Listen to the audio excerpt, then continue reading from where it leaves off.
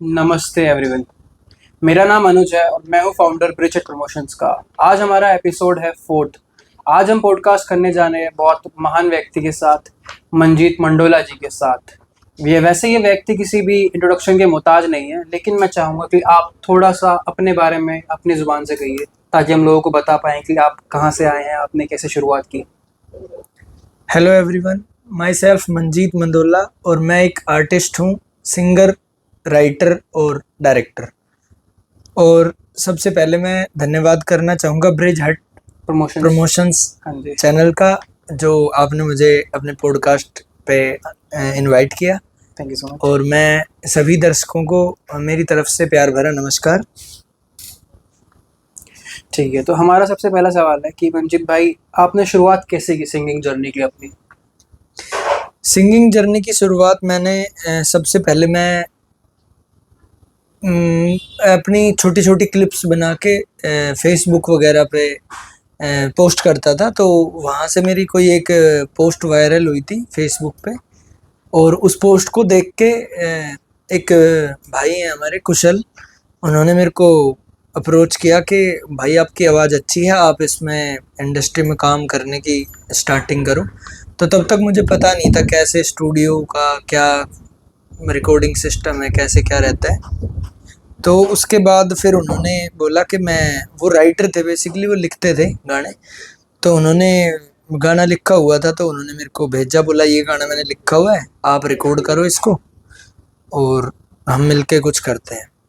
तो सबसे पहले वहाँ से मेरे को एक शुरुआत मिली थी, वो मुझे स्टूडियो लेके गए थे, वहाँ से मैंने अपना पहला गाना रिकॉर्ड किया था। तो आपके इंस्पिरेशन कौन था? ऐसा कोई सिंगर या फिर कोई गाना जो आपको सबसे ज़्यादा प्रभावित करता हो और पसंद भी हो? मेरे को वैसे हरियाणवी सिंगर उस टाइम तक इतने ज़्यादा पसंद नहीं थे, क्योंकि जब मैंने स्टार्ट किया था तो उस टाइम पे मैं ज़्यादातर बॉलीवुड के गाने ही सुनता था, सोनू निगम सर के गाने सुनता था मैं ज़्यादातर। और हरियाणा के भी मतलब काफ़ी आर्टिस्ट थे उस टाइम पे, राजू पंजाबी सर थे, राज महावर नए नए आए थे उस टाइम पे, और काफ़ी सारे आर्टिस्ट थे।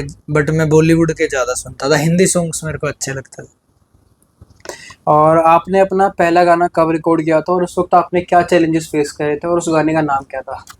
सबसे पहला गाना मैंने रिकॉर्ड किया था दिसंबर 2021 में। हाँ जी। और उसमें मेरा चैलेंज यही था कि मेरे को पता ही नहीं था कि रिकॉर्डिंग कैसे होती है स्टूडियो में। एक लाइव गाना और बीट पे गाना, म्यूजिक के एक एक पर सेकंड की बीट होती है, तो उससे एक एक ऊपर नीचे तो जाना। क्या वो सुर और ताल का जो हिसाब होता है वो कहना चाह सुर रहे ताल का ये है कि बीट के अकॉर्डिंग समझ नहीं थी उस टाइम पे। हैं? हाँ जी। और वो मैंने पहला गाना जब रिकॉर्ड किया, तो उस गाने को रिकॉर्ड करने के लिए मैं 8 बार स्टूडियो गया था, 8 अलग बार? अलग डेज में। जबकि अब जैसे आज की बात करूं तो अभी 15 से 20 मिनट में एक गाना रिकॉर्ड हो जाता है। और उसमें कोई भी आपको रीटेक नहीं लेना पड़ता? हाँ, उसमें एक आधी बार रीटेक हो जाता है, कोई अगर मुझे खुद ही अच्छी ना लगे या म्यूजिक डायरेक्टर को अच्छा ना लगे, कोई वर्ड अगर ऊपर नीचे हो रहा है। तो वो मैं 8 बार स्टूडियो गया था, करोल बाग था स्टूडियो, वहाँ पे मैं गया था। तो पहला एक्सपीरियंस मेरा ये था। तो आप अपने गानों में हरियाणवी कल्चर को कैसे रिफ्लेक्ट करते हैं? हरियाणवी कल्चर को मैं हमारे गानों में रिफ्लेक्ट करता हूँ कि जैसे कोई भी चीज़ है, हम किसी भी चीज़ के बारे में, हम मान लो हमें किसी की तारीफ करनी है, तो उसके दो वे हैं। एक तो हम उसको अपनी संस्कृति के साथ जोड़ के या किसी चीज़ से कंपेयर करके उसकी तारीफ कर रहे हैं। बिल्कुल। तो मैं उस चीज़ को वैसे करता हूँ कि कोई भी चीज़ है उसको मैं अपनी संस्कृति से जोड़ के कंपेयर करता हूँ किसी भी चीज़ को। मान लो मैंने, हमारा एक गाना था आँख नशीली, हाँ जी।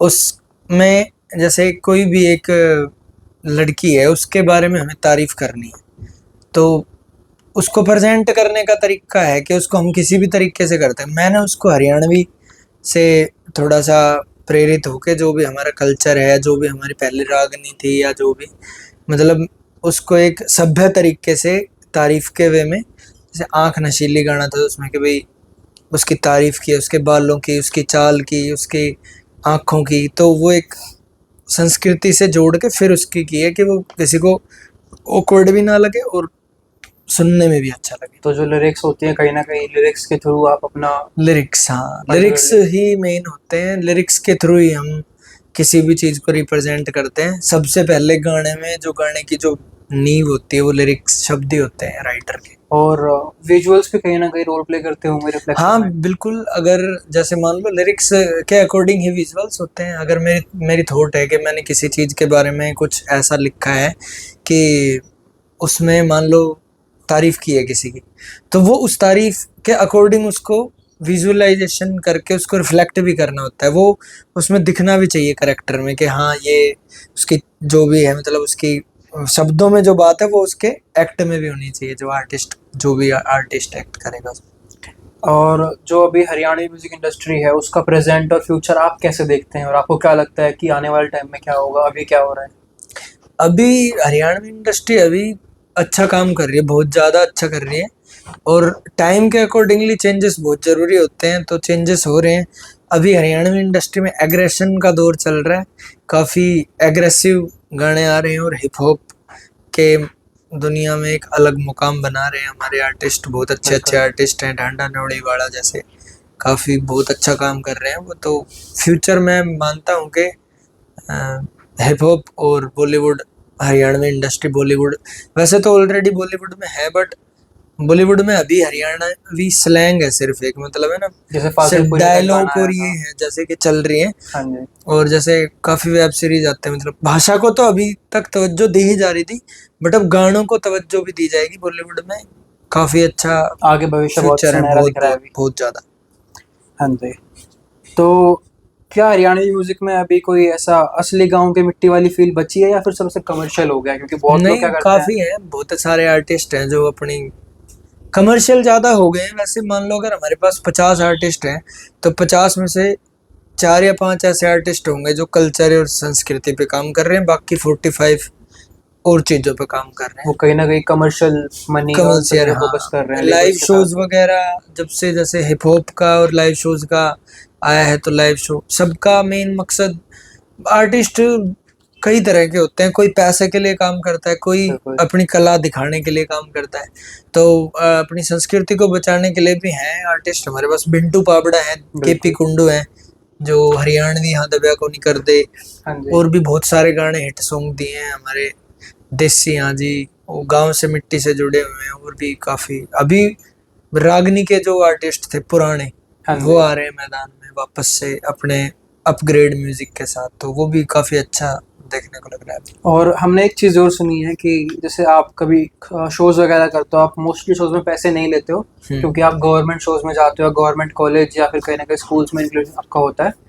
तो आप अगर वहाँ पे गवर्नमेंट इंक्लूड होते तो आप वहाँ पे पेमेंट नहीं लेते हैं। हाँ, मैं जैसे गवर्नमेंट इंस्टीट्यूशन है, जैसे स्कूल हैं, कॉलेजेस हैं, आईटीआई है, यूनिवर्सिटीज़ हैं, हाँ जी। इनमें मेरे को काफ़ी इनवाइट किया जाता है। 3 से 4 बार अभी लास्ट ईयर में मैं विजिट हुए हैं, आईटीआई में भी, यूनिवर्सिटी में, स्कूल में। तो मैं वहाँ कोशिश करता हूँ कि मैं वहाँ पे पैसे ना लूँ, क्योंकि गवर्नमेंट का फंड्स का इशू रहता है। और हाँ फिर जी। मेन चीज़ है वहाँ पे जो, मतलब जो ऑडियंस रहती है वो हमारे बच्चे ही होते हैं, जो भी बिल्कुल। युवा होते हैं। तो वहाँ का जो प्यार मिलता है ना, वो पैसे से कहीं बढ़ के है। बिल्कुल। बाकी जो वैसे शो होते हैं प्राइवेट, वहाँ पे मतलब चार्ज भी करता हूँ। पर मेरे को तो ये चीज़ लगती है कि बहुत कम ऐसे आर्टिस्ट होंगे जो गवर्नमेंट वालों से भी पैसे नहीं ले रहे हैं। मेजोरिटी हाँ, तो नहीं लेके ही लेते होंगे। हैं काफ़ी। मैं जहाँ गया था मुझे बाद में पता लगा कि वहाँ सभी ने पैसे लिए थे, बट मैंने उस टाइम नहीं लिए थे, क्योंकि वहाँ पे कनेक्ट स्टूडेंट्स, जहाँ पे बात आ जाती है ना स्टूडेंट्स की या बच्चों की, तो वहाँ थोड़ा सा मेरे को ये रहता है कि, नहीं, ये चीज़ बहुत अच्छी है, अगर आप बच्चों का भी ध्यान रख रहे हैं, आप उनकी पॉकेट भी बहुत चीज़ें रहती हैं। क्योंकि कहीं ना कहीं मान लो मैं उनसे पैसे लूंगा तो गवर्नमेंट का फंड होता नहीं है मान लो, तो वो क्या करेंगे, टीचर्स बच्चों पे ही बर्डन डालेंगे कि भाई बिल्कुल। ऐसे आर्टिस्ट बुलाएंगे।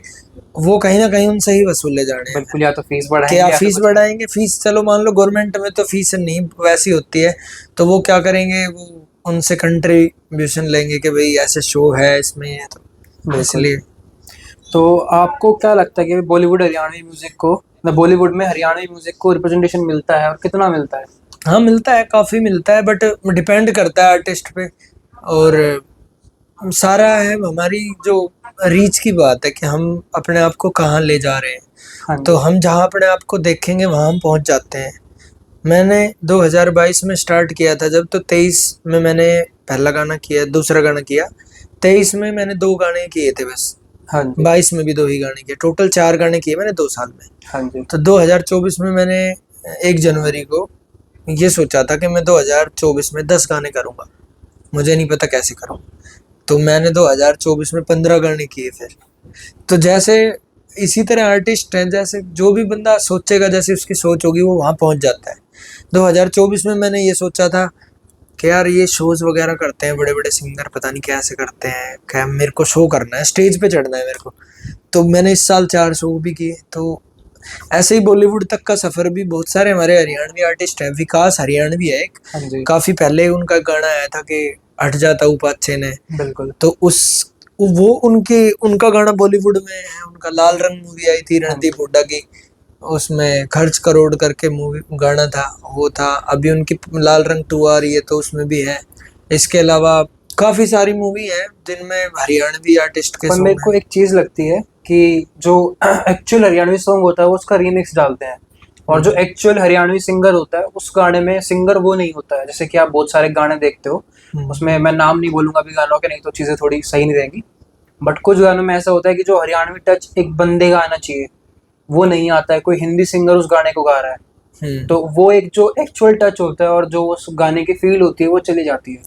बिल्कुल। वो जैसे अभी मान लो मैं वैसे हरियाणा से हूँ, बट हम जैसे गुड़गांव में रह रहे हैं। बिल्कुल। तो अब मेरा जो था पहले, जब मैंने पहला गाना किया था तो मेरा हिंदी टच था वोकल का। बिल्कुल। तो मैंने जब उसको हरियाणा में गाया तो फिर नहीं वो बनी बात। लोगों ने मेरे को बोला यार तेरी वोकल में कहीं ना कहीं है ना वो शहरी की एक वो आ रही है, टच है। टोन बिल्कुल। टच है, हरियाणवी आ ही नहीं रही थी टोन।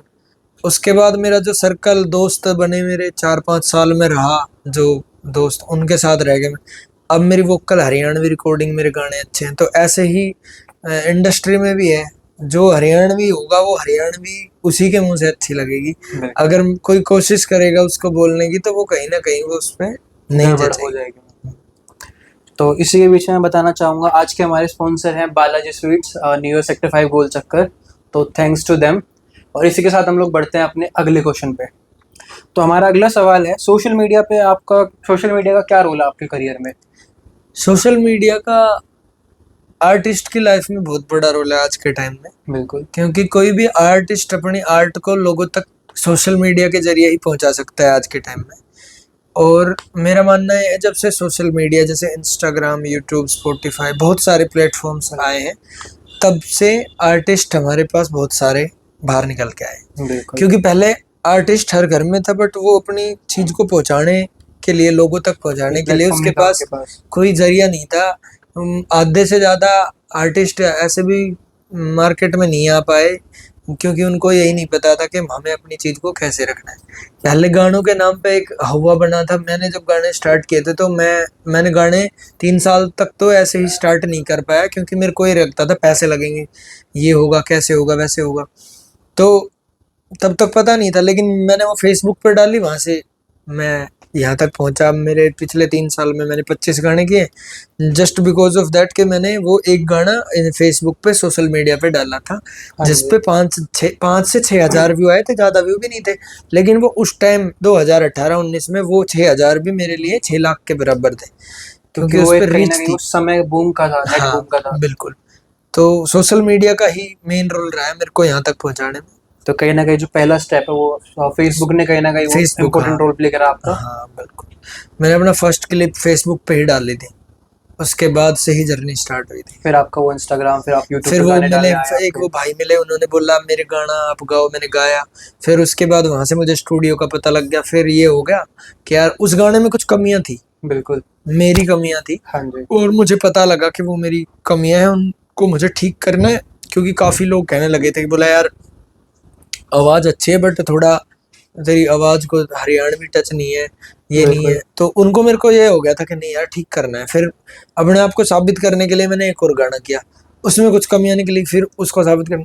तो ऐसे ऐसे जर्नी धीरे धीरे मल्टीपल बढ़ती बढ़ती टाइम्स अपने आप को करेक्ट करा फिर ये फिर। हो गया कि लोगों का प्यार मिलने लगा। फिर ये आने पॉजिटिव रिस्पॉन्स आने लगा कि यार भाई बहुत अच्छी वोकल है। तो धीरे धीरे पहले स्टार्टिंग के 3 गाने मेरे थोड़े से मतलब सीखने के थे, फिर उसके बाद धीरे। स्टार्टिंग में जो आपके गाने थे लगभग 1 लाख 2 लाख 3 लाख कुछ हाँ, कुछ ऐसे व्यूज स्टार्टिंग का पहला गाना था मेरा, उस पे 10,000 व्यू आए थे, जो कि सोनोटेक कंपनी पे रिलीज हुआ था। जबकि सोनोटेक कंपनी के 64 लाख सब्सक्राइबर हैं उनके चैनल पे जिस पे वो रिलीज हुआ, लेकिन उस पे 10,000 ही व्यू आए, क्योंकि कोई जानता ही नहीं था। उसमें मेरी वीडियो में भी नहीं था, मैं सिर्फ मेरी आवाज थी। बिल्कुल। फिर दूसरे में मैं वीडियो में आया, फिर धीरे धीरे फिर 1 लाख, अभी मेरे अच्छे हैं गाने पे व्यूज। तो हमने एक चीज और देख लिया, बहुत सारे आर्टिस्ट अपने गानों में ऑटो ट्यून यूज करते हैं। जैसे कि अभी आपकी आवाज एक जेन्युइनली बहुत अच्छी आवाज है, तो आपके गानों में वो चीज नहीं होती है। हाँ, मैं स्टूडियो जहाँ भी रिकॉर्ड करता हूँ गाने, तो मेरी पहले यही मतलब मेरी क्या, जो म्यूजिक डायरेक्टर होते हैं वो भी यही बोलते हैं कि आप जैसे रियल वोकल है ना आपकी, वही वोकल आप करो। क्योंकि बनावटी ऑटो ट्यून से क्या है कि आप जब कभी स्टेज पे चढ़ोगे तो आप वो चीज गाओगे तो आपको पता लग जाएगा कि ये बिल्कुल। बिल्कुल। तो जैसी मेरी वोकल है वैसे ही मैं गाना मेरा। जैसे अभी रिसेंटली एक अगर हम लोग देसी हिप हॉप की बात करें तो वहाँ पे कहीं ना कहीं बादशाह का एक कॉन्सर्ट था। वहाँ पे उन्होंने पहले वो लोग क्या करते थे, अपना बैकग्राउंड म्यूजिक चल रहा है वो लिपसिंग कर रहे हैं, बट हाँ, बाद में उन्होंने जब वो चीज़ शुरू करी कि ऑन माइक गाना, तो एक्चुअली में उनकी आवाज़ बहुत ज़्यादा खराब थी। खराब है। और लोगों ने उन्हें एक मीम से भी कहा था कि वो जियान वाला मीम चला था उस टाइम पे। बहुत सारे आर्टिस्ट हैं ऐसे जो मतलब वोकल में बहुत ज्यादा बिल्कुल। काम करवाते हैं कि भाई वोकल में ही काम करना है आपको, हाँ जी। वोकल में इको ये सब सारे इफेक्ट वगैरह डलवाते हैं। मेरी जैसी है वैसी रखता हूँ मैं, थोड़ा बहुत तो देखो करते ही हैं सभी बिल्कुल। म्यूजिशियन मिक्सिंग मास्टरिंग में, बट मेरी रियल वोकल रखता हूँ। वो हल्का फुल्का तो एक टच देना होता है, क्योंकि हाँ, उसको मिक्स एंड मास्टरिंग में जब वो चीज़ जाती है तो हाँ, उनको सेट क्वालिटी करना का होता है अपन। मैटर हो जाता है, क्वालिटी निकालने के लिए बिल्कुल। थोड़ा बहुत करना पड़ता तो क्या आप कुछ जल्द लाइनें सुना पाएंगे अपने बेहतरीन गानों में से किसी एक जो आपको अच्छा लगे? है। हाँ, मेरे को अभी मैंने जैसे जो बताया कल्चर का था एक गाना, और एक गाना मैं वैसे फोक सॉन्ग ज्यादा हाँ जी। करता हूँ, रोमांटिक एंड फोक, नोक झोंक भरे गाने। तो उससे रिलेटेड ही एक गाना लिखा था चंद्रशेखर जी ने, और मैंने हाँ जी। उसको गाया था, कंपोज किया था। उसकी चंद लाइनें कि जैसे हस्बैंड वाइफ की नोक झोंक भरी तकरार के ऊपर बिल्कुल। लिखा था कि हेरे छोटी छोटी बातों पे ना मुंह ने फुलाया कर, रूप बदल के मर जानी ना मने सताया कर, प्यार तै प्यार तै बोल्या कर, मेरी जान न कड़वी ढाल लखाया कर, प्यार तै बोल्या कर, मेरी जान न कड़वी ढाल लखाया कर। इसके रिप्लाई में फीमेल साइड से भी लिखा था, उसमें था कि देखे जाऊं बाट तेरी घर टाइम पे आया कर, बैठ के मेरे धोरे सुख दुख की बतलाया कर, करूं सू प्यार में तन्ने तू भी मेरा हाथ बटाया कर, करूं सू काम में कली तू भी मेरा हाथ बटाया कर। मतलब इस तरह के लिखता हूँ, और भी काफी गाने हैं जो लिखे तो हुए हैं। आपको मेरी आवाज़ कैसी लगी? सर मैं बात कर रहा हूँ, आपको कैसा लगता है मेरे वोकल्स कैसे जाएंगे? नहीं, अच्छी है वोकल्स आपकी। अब वोकल का जो टोनिंग होती है ना, बात बिल्कुल। करने के तरीके से पता लग जाता है। मैंने भी कहीं सीखा नहीं है, हाँ जी। मैंने प्रोफेशनली कहीं भी मैंने ना तो कहीं ट्रेनिंग ली सीखने की, ना मैंने कोई संगीत सीखा ना कुछ। बस मेरे को ये था कि मेरी वोकल अच्छी थी, हाँ और जी। फिर जैसे जैसे मतलब मैं स्टूडियोज में गया तो वहाँ जैसे जैसे मतलब किया तो अपने आप ही मेन कंपोज धुन बनानी ये सब चीजें धीरे धीरे।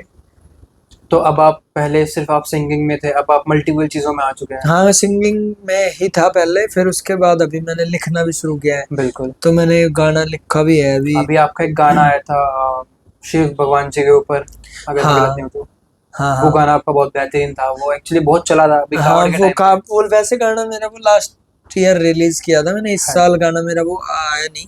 हाँ जी। शूट होना था, एक ऑडियो रेडी की थी बट हो नहीं पाया किसी। पर वो गाना बहुत अच्छा वो आपका। गाना मेरा काफी अच्छा था, वो बिल्कुल। चला था, और अभी कावड़ में वो फिर से चला था, अच्छा बिल्कुल चला था बहुत वो। ज्यादा चला था वो, और ट्रेंड हम्म, में लोगों को पता लगा था कि भाई हाँ ये एक गाना है। हाँ, वो मतलब सिर्फ उस। भीड़ में एक हाईलाइट होने वाली चीज थी कि गानों की भीड़ है हमारे पास, हाँ, लेकिन उस भीड़ में से आपका एक गाना जो बहुत अच्छे तरीके से ऊपर आया, और वो जो कल्चर डिस्प्ले कर रहे हैं, हमारा हाँ, हिंदुइज्म दिखा रहे हैं वहाँ पे, और एग्जैक्टली क्या होता है कि शिव जी हाँ, भगवान जी को क्यों पूजा जाता है, उनका क्या चीजें होती है, वो हाँ, सब एक डिस्प्ले भक्त अच्छे से की करी एक गई है। वो मतलब उसमें भक्ति दिखाई गई है। बिल्कुल।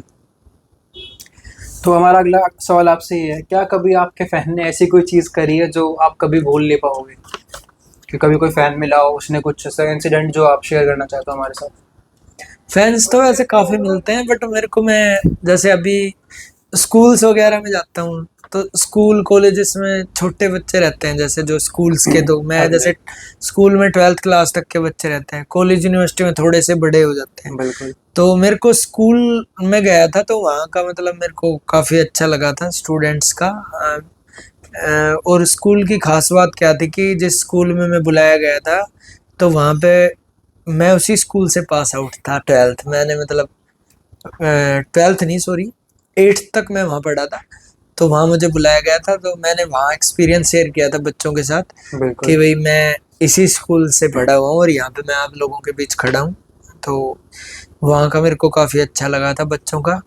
और वैसे बहुत सारे फैंस मिलते हैं। अभी शो था मेरा 26 तारीख को, इवेंट था एक, तो वहाँ भी काफ़ी, तो जैसे किसी फैन की जैसे स्टोरी वगैरह लगा देते बिल्कुल। हैं या हम किसी की रील लाइक कर लेते हैं।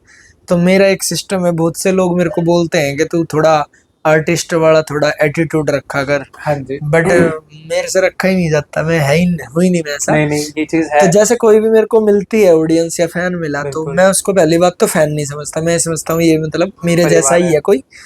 बस फर्क इतना है कि मैं गा रहा हूँ, वो गा नहीं रहा। तो जब भी मैं किसी से मिलता हूँ तो बहुत प्यार से मिलता हूँ उनसे। और मान लो किसी ने मतलब मेरे को फॉलो किया, तो मैं भी उसको फॉलो बैक कर देता हूँ। क्या गया मेरा, ना पैसे लगते ना कुछ। अगला बंदा ये सोचता है कि यार ये बंदा सिंगर है, अच्छा गा रहा है, एक इसके अच्छे आर्टिस्ट है, गाने हैं, बट वो ये मुझे मेरे फॉलो को कर फॉलो। रहा है। तो मतलब अभी रिसेंटली शो में एक लड़की मिली थी, उन्होंने क्या किया कि मेरे को स्टोरी लगाई, तो मैंने उनकी रील्स वगैरह लाइक कर दी। हाँ जी। तो उनका मैसेज आया, मेरे को बहुत सारे मैसेज आए कि thank you so much sir, आपने मेरी रील लाइक की। उन्होंने प्रॉपर एक स्क्रीनशॉट पैराग्राफ। लेके मेरे को भेजा हुआ कि सर थैंक यू। फिर मैंने उनको फॉलो बैक कर दिया, मैं कह लो मैंने फॉलो भी कर दिया। तो ये मेरे को अच्छा लगा था उनका कि मतलब उनको, उनके चेहरे पे एक एक्साइटमेंट होती है। बिल्कुल। पहले मैं भी ऐसे करता था जब तक मेरे गाने नहीं थे, तो मैं किसी ऐसे को देख लेता था ना, मैंने भाई मैं आपका बहुत बड़ा फैन हूँ। बिल्कुल। तो कुछ लोग कहते थे अरे पागल है तू यार, क्या है, क्यों वह फैन है तू भाई। लेकिन मैं आर्टिस्ट हूँ, मैं भी किसी का फैन हो सकता हूँ। अब बिल्कुल। मैं गुड़गांव यूनिवर्सिटी में गया था, बिल्कुल। तो वहां पे मेरे साथ फाजिलपुरी है भाई। तो मैं अपने चला गया, मेरा ध्यान ही नहीं गया कि फाजिलपुरिया बैठे, और मैं और फाजिलपुरिया भाई एक ही सोफे पे बैठे हुए थे। तो वहां पे सब मेरे साथ फोटो लेने के लिए आ रहे। मैंने फटाफट फोन निकाला, भाई I am your big fan, एक फोटो मैंने ऐसे करके फाजिलपुरिया भाई के साथ एक फोटो ली। तो बिल्कुल। मेरे साथ जो बैठे हुए थे उन्होंने कहा, तू पागल तो नहीं, तू सेलिब्रिटी आया हुआ है यहाँ पे गेस्ट बन के, तू सेल्फी ले रहा है। मैं कहा, भाई वो भी तो सेलिब्रिटी है, वो मेरे से बड़े बिल्कुल। हैं। तो मैं ऐसे, मेरे को एजिटेशन नहीं होती, और कोई छोटा बड़ा नहीं होता ना, मैं छोटा हूँ ना भाई वो बड़े बिल्कुल। हैं। वो आज जिस मुकाम पे है, क्या पता कल मैं उस पे पहुंच जाऊं।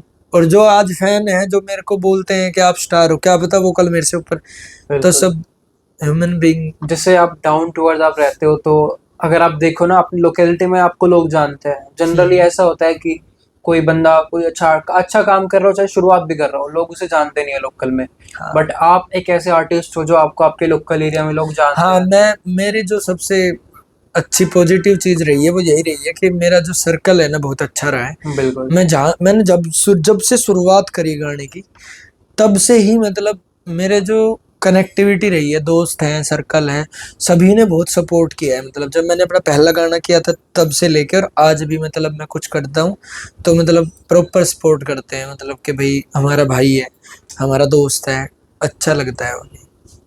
जैसे अब आप इतने बड़े लेवल पे एज आर्टिस्ट काम कर रहे हो, तो आजकल का कोई नया आर्टिस्ट अगर उभरना चाहता है, तो उसको ऑडियंस पाने के लिए एग्जैक्टली क्या करना पड़ेगा? उसको सबसे पहले तो है ना काम करना पड़ेगा हाँ जी। कंटिन्यू। कंटिन्यू।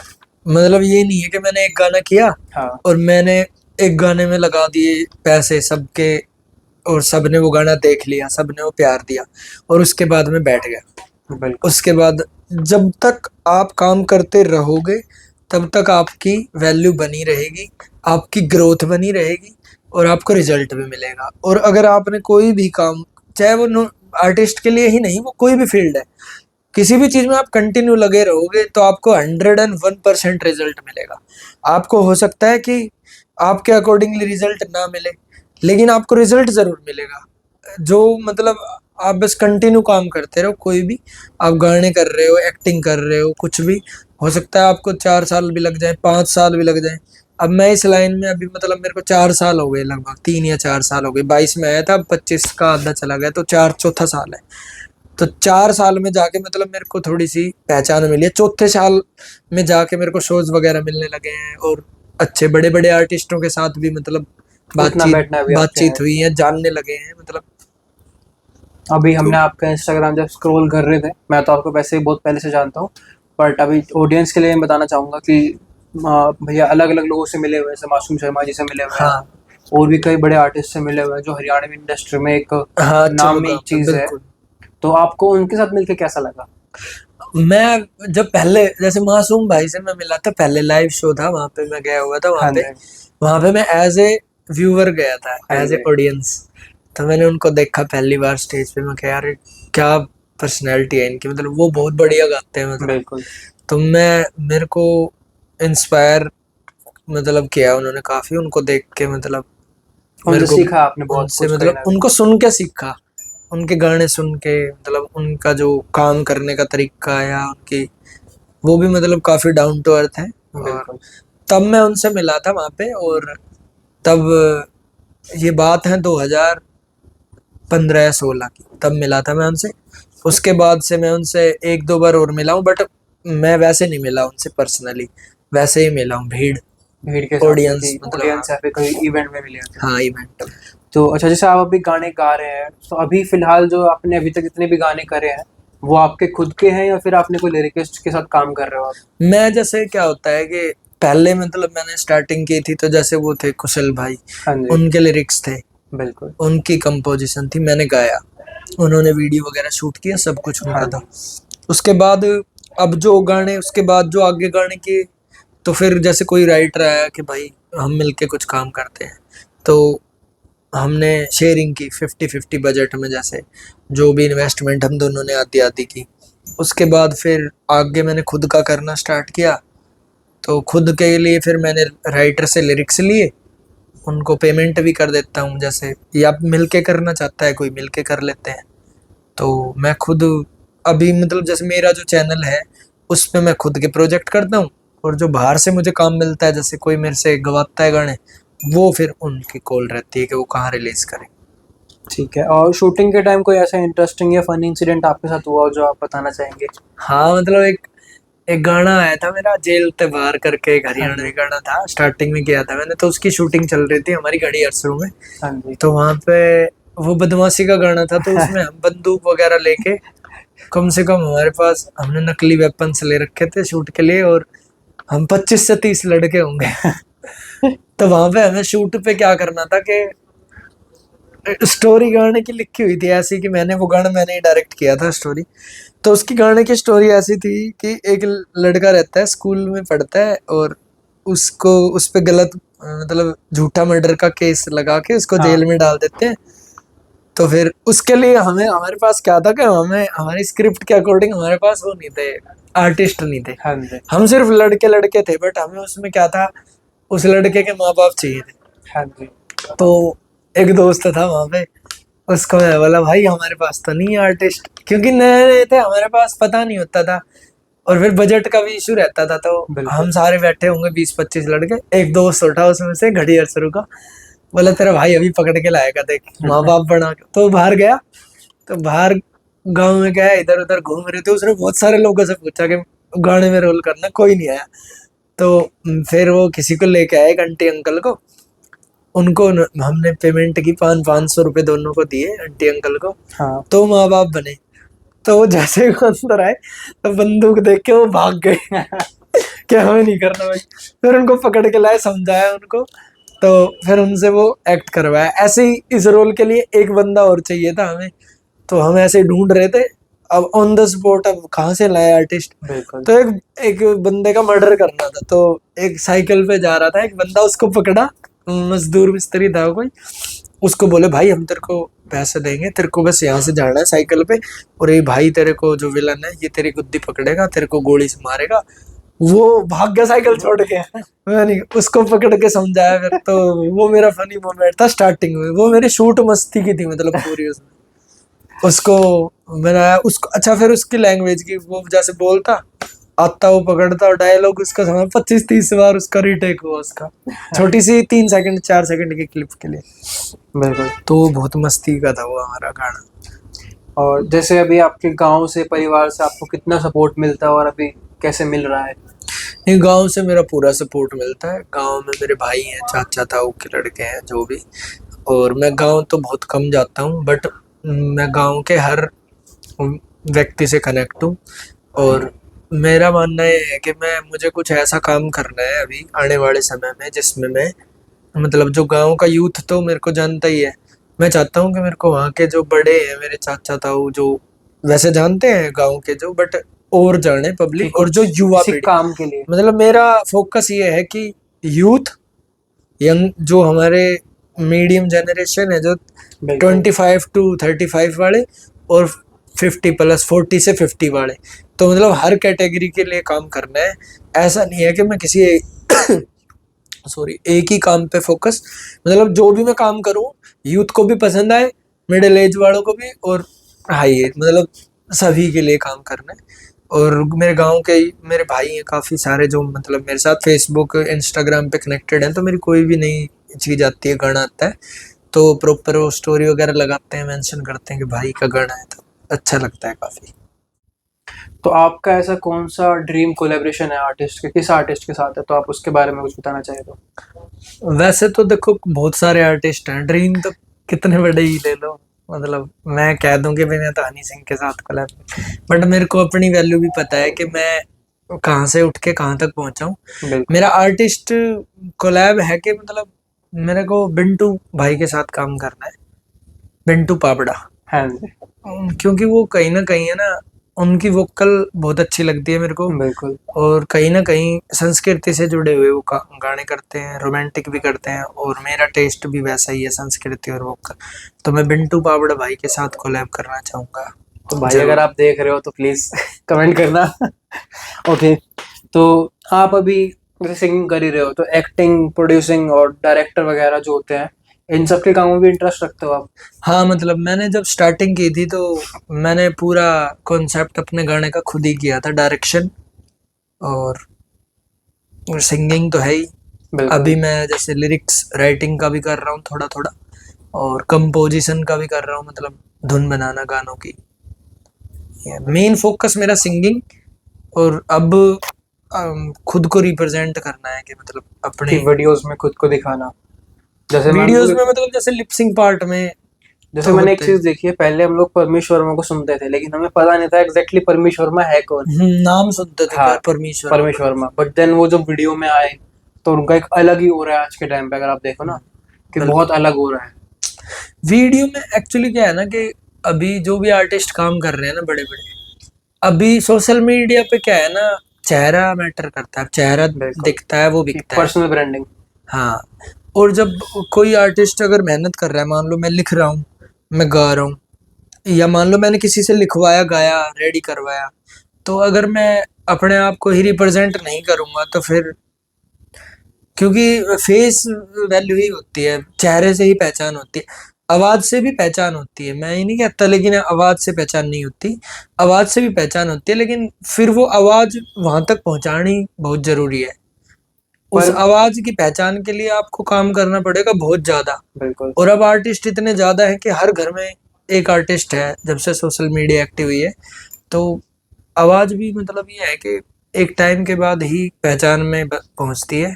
मेरे को पता है क्या लगता है, जो आप बोल रहे हो वो आपका बिल्कुल बात सही है, लेकिन जो आवाज वाला पॉइंट है ना, आपकी आवाज तब आगे जाती है जब लोगों ने पहले आपका चेहरा देखा हो, कि राइट। फिर वो सिर्फ आपकी आवाज पे चल रहे हैं।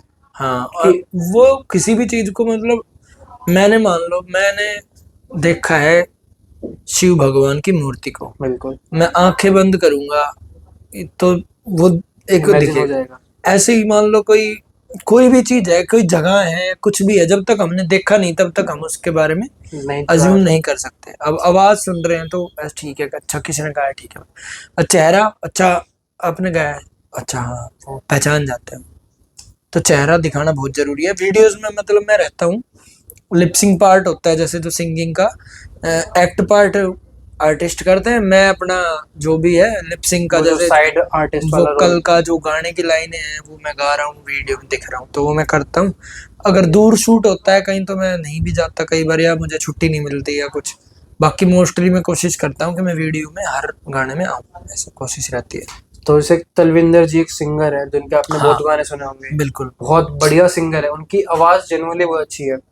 और मेरे को लगता है वो अंडररेटेड इसलिए है क्योंकि वो कभी अपना फेस रिवील नहीं करते। हाँ वो जो उनका एक मास्क है, हाँ, एक्चुअली मास्क। उनके मास्क के पीछे भी एक स्टोरी है कि भाई वो लोग अपना एक स्कल बना के रखते हैं, और उसका रीजन सिर्फ इतना है कि जो वो स्कल है वो रिप्रेजेंट करता है कि एक्चुअली ह्यूमन क्या है। एक बिल्कुल। Basically we are made out of muscles and skin cells and many more things. तो वो लोग ये दिखा रहे हैं कि हाँ एक्चुअल चीज क्या है, तलविंदर के पीछे कौन है एग्जैक्टली। तलविंदर का मैं अभी कल ही हम सुन रहे थे गाना, मतलब उसका एक अलग ही उसने अपनी क्रिएट कर दी पूरी चीज, है ना, मतलब। और लोग ऐसा नहीं है कि सुन नहीं रहे, उसको बहुत सुन रहे हैं लोग, बहुत बहुत सुन रहे ज्यादा हैं। पसंद कर रहे हैं, आवाज से ही सुन रहे हैं। लेकिन चेहरा है उनका, पर वो एक उनका वो जो मास्क, मास्क है ना, वही चेहरा वही बन उनका जाएगा। चेहरा है। लोग बाग इसलिए भी उनको बहुत ज्यादा सुन रहे हैं क्योंकि उन्होंने एक अलग बिल्कुल। रिप्रेजेंट किया खुद को, पूरी भीड़ से अलग दिखाया उनको।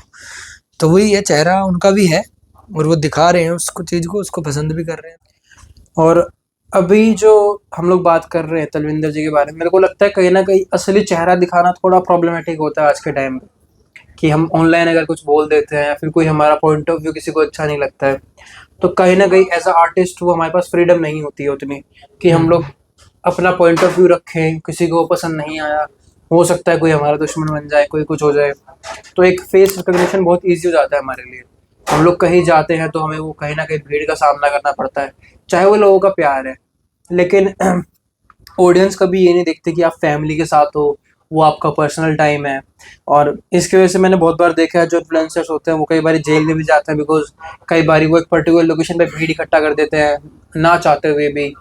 तो कहीं ना कहीं वो एक जो रूल एंड रेगुलेशन है उसको ब्रेक कर रहा है, ट्रैफिक रूल्स है वो फॉलो नहीं हो पाते वहाँ पे। तो कहीं ना कहीं एक वो इशू बनता है। तो उनका एक मेन रीजन ये भी है चेहरा ना दिखाने का।